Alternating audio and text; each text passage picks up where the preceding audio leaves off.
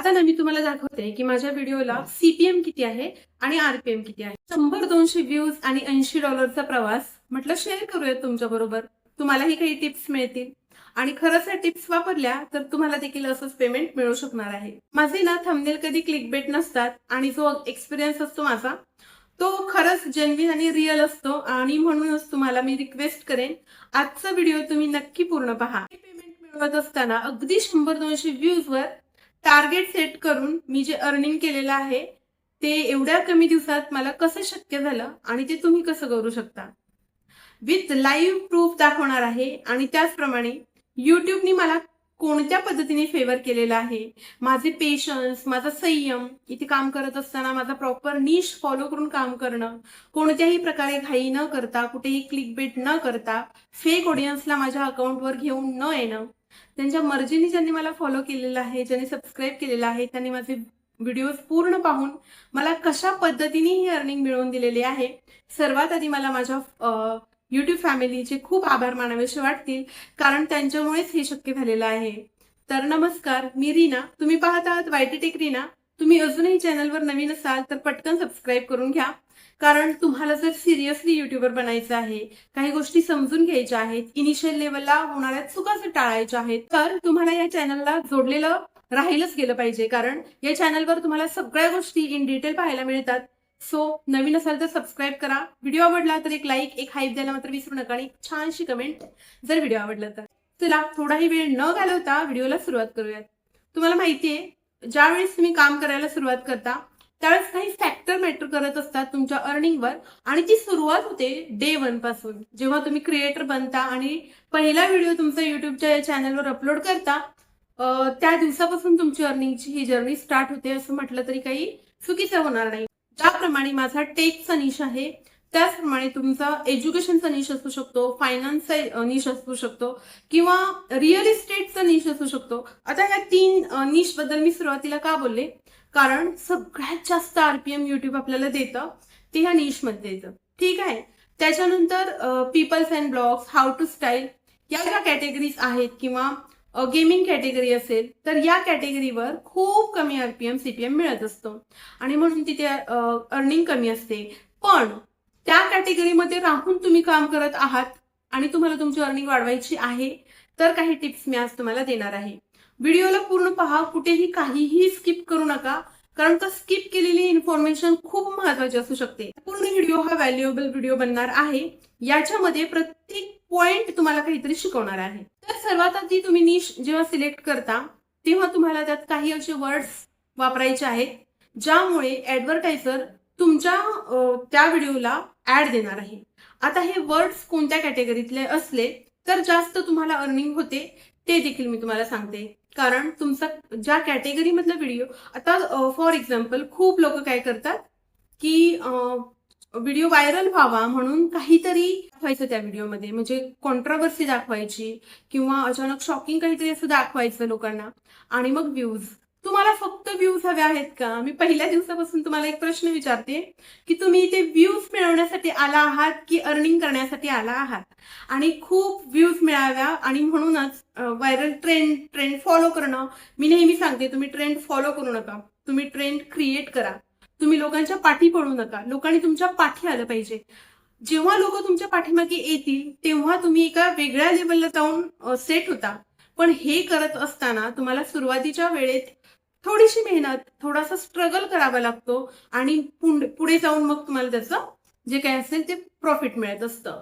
तुम्हाला घाई असते की इनिशियल लेवललाच माझे व्हिडिओज पुढे गेले पाहिजे, मला क्राऊड मिळाला पाहिजे, पण तो क्राऊड टिकत नाही आणि मग लॉंग ड्युरेशन मध्ये तुम्हाला अर्निंग करत असताना प्रॉब्लेम येतो. सगळ्यात महत्वाचा निश आहे. निश नंतर तुमचा व्हिडिओ आहे.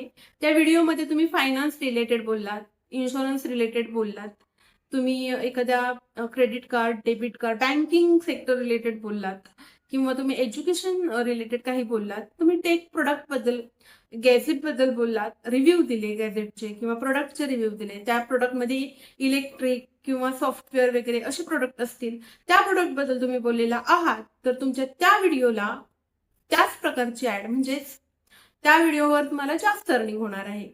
शिवाय व्हिडिओ बनवत असताना तुम्हाला व्हिडिओची लेंथ खूप महत्वाची आहे. तुमची 18 ते 20 मिनिटांची जर व्हिडिओची लेंथ असेल तर त्या व्हिडिओमध्ये तुम्ही मिड रोल ऍड तुम्हाला पाहिजे अशा लावू शकता आणि त्या देखील अप्रूव्ह करतं YouTube. आता तुम्ही जर माझे जुने सगळे व्हिडिओ बघितलेत ना तर तुम्हाला कळेल की माझ्या सगळ्या व्हिडिओची लेंथ ही 18 ते 20, 25, 27 मिनिटे अशी लेंथ आहे. मी बिगनर होते, मी पण तुमच्यासारखी सुरुवात केलेली. मला हे आवडतंय आणि मला हे बनवायचंय. मग ते बनवत असताना मी कुठे शॉर्टकट नाही मारला की 4 मिनिटाचं बनवलं तर व्हिडिओ व्हायरल जाईल, 10 मिनिटाचं नाही. मला माहितीये मी जे सांगतेय, मला जे येत आहे ते एवढ्या मिनिटापर्यंत मी बोलू शकते आणि त्याच्यामध्ये मी क्वालिटी डिलिव्हर करू शकते. आणि म्हणून माझे खूप मोठे मोठे व्हिडिओ आता मला बेनिफिट देत आहेत, कारण का त्याच्यामध्ये ज्या ऍड मी लावत आहे तिथून मला खूप जास्त अर्निंग होत आहे. आणि जुने व्हिडिओ माझे चालत आहेत. तेही का चालत आहेत ते मी तुम्हाला येणाऱ्या एखाद्या व्हिडिओमध्ये सांगणार आहे.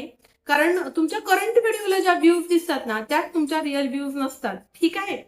त्या तर तुमच्या लेटेस्ट व्ह्यूज असतात, पण तुमच्या अनालिटिक्स मध्ये तुम्हाला कळतं की तुम्हाला ऍक्च्युअल पर डे व्ह्यूज किती येत आहेत.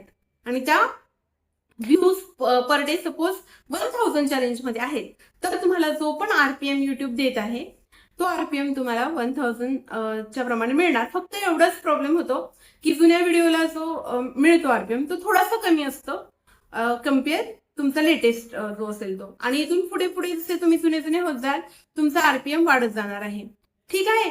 आता ही बेसिक गोष्ट झाली. निश व्हिडिओची लेंथ, व्हिडिओमध्ये काय बोलायचं आहे, या छोट्याशा गोष्टीमध्ये तुम्हाला भरपूर साऱ्या गोष्टी मी सांगितलेल्या आहेत. दुसरी महत्वाची गोष्ट याच्यामध्ये अशी आहे, तुम्ही जो व्हिडिओ बनवता तो व्हिडिओ ऍडव्हर्टायझर फ्रेंडली असावा. म्हणजेच काय, त्या व्हिडिओवर कोणत्याही पद्धतीने युट्यूबने लिमिटेड ऍड्स लावलेल्या नसाव्यात. येलो फ्लॅग असेल तर लिमिटेड ऍड लागतात तिथे. तुमचा जो कंटेंट आहे तो जास्त करून जर किड्स फ्रेंडली असला तर किड्स फ्रेंडली जो कंटेंट आहे त्याच्यावर युट्यूब जास्त ऍड्स लावत नाही. त्याचप्रमाणे तुमच्या कंटेंटमध्ये अशी एखादी गोष्ट आहे ज्याने पॉलिसी व्हायोलेट होत आहे अशा व्हिडिओवर देखील खूप कमी अर्निंग होते. युट्यूबनी जे लेटेस्ट अपडेट घेऊन आलेले सर्कमव्हेन्शन पॉलिसीच्या नंतर जे काही रूल्स बदललेले आहेत किंवा ऍड रिलेटेड पॉलिसी दिलेल्या आहेत त्या पॉलिसीमध्ये सांगितलेलं आहे तुम्ही व्हिडिओच्या सुरुवातीला एखादा बॅड वर्ड वगैरे यूज केला तर अशा कंटेंटवर तुम्हाला खूप कमी अर्निंग किंवा खूपच जास्त व्हायोलेट केली पॉलिसी तर त्याच्यावर अर्निंग होत नाही. हा टॉपिक खूप वास्ट आहे म्हणून मी थोडक्यात सांगितलं आहे की कोणत्या प्रकारचा व्हिडिओचा कंटेंट तुम्हाला बनवायचा आहे म्हणजे तुमच्या व्हिडिओला प्रॉपर ऍड लावता येतील. नाहीतर होणार काय, नंतर तुम्ही त्या कंटेंटवर मिड रोल ऍड जेव्हा प्लेस करायला जाणार तेव्हा युट्यूब त्या रिमूव्ह करतो. तुम्ही प्लेस करता, सेव्ह करता, तुम्हाला वाटतं तुमचं काम झालेलं आहे, नंतर जाऊन तुम्हाला चेक करायचं आहे. ऍफिलिएट मार्केटिंगला आता सध्या युट्यूब खूप जास्त एक्सपोजर देत आहे आणि ऍफिलिएट मार्केटिंगचं मला वाटतं आता लेटेस्ट तुम्ही जर तुमच्या व्हिडिओवर ऍड बघितल्या तर सगळ्या लेटेस्ट ज्या ऍड लागतात त्या प्रोडक्ट टॅगिंग बद्दलच लागत आहेत. प्रोडक्ट टॅगिंगवर जशा ऍड फ्लॅश व्हायला लागल्या युट्यूबच्या तसा मी व्हिडिओ देखील बनवलेला की युट्यूब आता प्रोडक्ट टॅगिंगला खूप जास्त महत्व देत आहे. युट्यूबने त्यांच्या टर्म्स आणि पॉलिसीमध्ये वर्ड मेन्शन केलेला आहे की आम्हाला फक्त आता इथे क्रिएटर नको आहे जो ऍडसन्स मधून फक्त त्यांची इन्कम जनरेट करेल. तर आम्हाला इथे आता एक बिझनेस ओरिएंटेड माइंड हवा आहे, त्यांनाच आम्ही पुढे घेऊन जाणार आहोत. म्हणजेच काय, तर ह्या प्लॅटफॉर्मवर खूप सारे ब्रँड येत आहेत आणि हे बायर आणि सेलर्स मार्केट झालेलं आहे असं म्हटलं तरी चालेल. कारण का तुम्ही जेवढे प्रोडक्ट टॅग करणार आहे तेवढं तुम्ही पुढे जाणार आहात, ही गोष्ट लक्षात घ्या. जेव्हा माझं चॅनल हाफ मॉनिटाईज झालेलं तेव्हा मी कुणाला सांगितलंच नव्हतं की माझं चॅनल हाफ मॉनिटाईज झालेलं आहे. माझं चॅनल ज्यावेळेस फुल मॉनिटाईज झालं तेव्हा मी सगळ्यांना सांगितलं की फायनली माझं अकाउंट हे मॉनिटाईज झालेलं आहे. पण जेव्हा माझं चॅनल हाफ मॉनिटाईज झालेलं नोव्हेंबरमध्ये त्याच वेळी मी माझे प्रोडक्ट टॅग करायला सुरुवात केली होती आणि त्या प्रोडक्ट टॅगिंग मधून मला रिस्पॉन्सही येत होता. आणि हळूहळू मी कंटिन्यू माझं एक प्रोडक्ट टॅग करत गेले. माईकच होता तो आणि कंटिन्यू तो एकच प्रोडक्ट मी टॅग करत गेले. माझ्या व्ह्युअर्सला तो एक प्रोडक्ट वारंवार दिसायला लागला. एक गोष्ट आपण सातत्याने करतो ना त्याच गोष्टीवर वारंवार काम करतो तेव्हा ती विजिबल व्हायला लागते आणि युनिव्हर्समध्ये ती ऍक्च्युअल मध्ये प्रगट होते. त्याचप्रमाणे एकच गोष्ट मी वारंवार टॅग करत गेले, तीच गोष्ट वारंवार ऑडियन्सला दिसत गेली आणि क्युरियोसिटी म्हणून त्यांनी तिथे क्लिक करायला सुरुवात केली आणि जवळजवळ 20 ते 25 प्रोडक्ट ते माझे सेल झाले. आणि ते सेल कसे झाले त्याच्यावर कमिशन 10% होतं. म्हणजे जवळजवळ 1800चं प्रोडक्ट असेल तर 180 एका प्रोडक्टवर मला ते मिळाले. आता ना मी तुम्हाला दाखवते की माझ्या व्हिडिओला सीपीएम किती आहे आणि आरपीएम किती आहे. सीपीएम आरपीएम मधला जरासा फरक सांगते सुरुवातीला. सीपीएम म्हणजे कॉस्ट पर माईल, जे ऍडव्हर्टायझर युट्यूबला देतं, आणि आरपीएम म्हणजे रेट पर माईल, म्हणजे माईल म्हणजे 1K. 1Kच्या मागे युट्यूब आपल्याला किती पैसे देतं. तर सीपीएम इथे बघू शकता तुम्ही की खूप जास्त आहे. $1च्या वरच आहे, $2च्या वर आहे, काही ठिकाणी $3-4च्या वर आहे सीपीएम. तुमचा सीपीएम जेवढा जास्त असतो ना, कॉस्ट पर माईल, म्हणजेच काय, ऍडव्हर्टायझर जेवढे जास्त पैसे तुमच्या त्या व्हिडिओसाठी युट्यूबला देतं, युट्यूब तेवढे जास्त पैसे तुम्हाला आरपीएम म्हणून देतं. कारण का 45% डिडक्ट झाल्यानंतर 55% आपल्या अकाउंटला युट्यूब जमा करत असतं. 100-200 व्ह्यूजवर आम्ही इथे $100 अर्न करू शकतो का, तेही लवकरात लवकर? तर हो, मी सांगितलेल्या या पद्धतीने तुम्हीही तुमचे $100 लवकरात लवकर अर्न करू शकता. विथ प्रूफ, सगळ्या गोष्टी समजावून सांगितलेल्या आहेत, त्याच्या मागचं लॉजिकही सांगितलेलं आहे, आणि हे वर्क होतं. तुम्हालाही तुमच्या जर्नीतलं हे युट्यूबचं पहिलं पेमेंट लवकरात लवकर मिळवायचं असेल तर याच पद्धतीने काम करा. व्हिडिओ कसा वाटला नक्की सांगा.